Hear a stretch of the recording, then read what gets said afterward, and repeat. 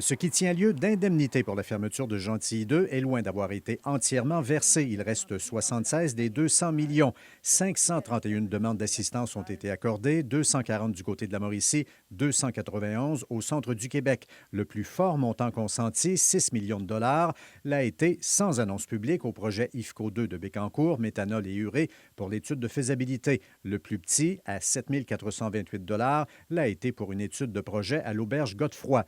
Qu'il reste ou pas de l'argent, le fonds devait s'éteindre en 2018. Le précédent gouvernement en avait prolongé l'existence jusqu'en 2023 et aussi assoupli les critères pour en faciliter l'accès, ce qui semble avoir été profitable. Je vous donnerai l'exemple, par exemple, du complexe équestre. Ça en est un exemple où le fonds a pu intervenir, qui ne pouvait pas auparavant et qui a donné lieu à le gigantisme qu'on peut voir dans ce projet-là. L'aide accordée par le fonds l'est sous forme remboursable, c'est-à-dire des prêts ou sous forme non remboursable. Et en calculant, on s'aperçoit que c'est un peu plus de la moitié de ce qui a été consenti jusqu'à maintenant qui l'a été sous forme de prêt. Un changement qu'on s'apprête à introduire devrait aussi apporter de l'eau au moulin. Voilà qu'on ouvrirait finalement la porte aux investissements dans les cultures de marijuana. Bien que ce soit légal et malgré le potentiel que ça représente, le fonds avait proscrit la marijuana dès l'imminence de sa légalisation en 2017. Donc, c'est une grande journée aujourd'hui parce que c'est la première fois au Québec qu'il y a une ouverture de financement de fonds publics envers l'industrie du cannabis. Des projets de culture de cannabis sont en préparation, dont un de 20 millions de dollars dans la région de Masquinongé,